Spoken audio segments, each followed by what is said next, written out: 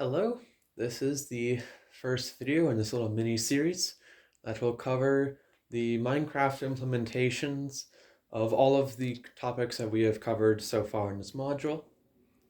So to start, we're going to have three small short videos that are going to build off of each other.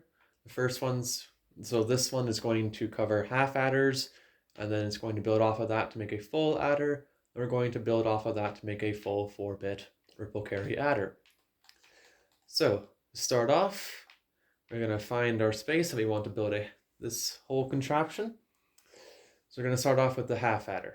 So we're going to make 2 inputs, so 1 block off the ground here.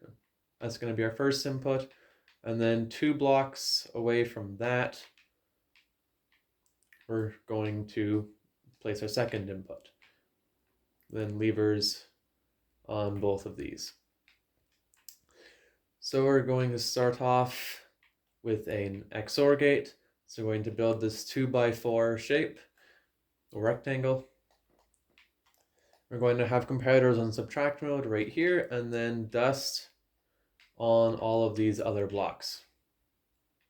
After that, we're going to go block here, another block here, and then block here with a repeater on this block, and dust up here.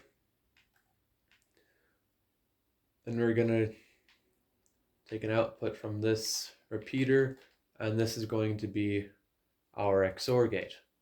As we can see, if we test this, it works. After that, we can move on to our AND gate. And how we're going to get that up is we're going to take an output from this torch here. So this is going to serve, this torch is connected to both of these inputs, so it's going to basically be a NOR gate. What we're going to do from there is we're going to place this target block with a torch and this block in dust. So the output from this NOR gate is going to go into this XOR gate.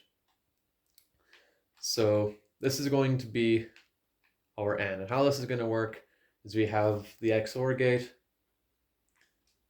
It's going to it's going to stop this signal from going through. So this is going to be turned on if either of these turn on. But if we get an output from our XOR gate, then that's going to keep this torch off, which means that we only get our output if we have both of our inputs. So this is going to be our simple little AND gate that we're going to use. And this is going to be it for this short video. And we'll continue on to build a full adder after this in the next video.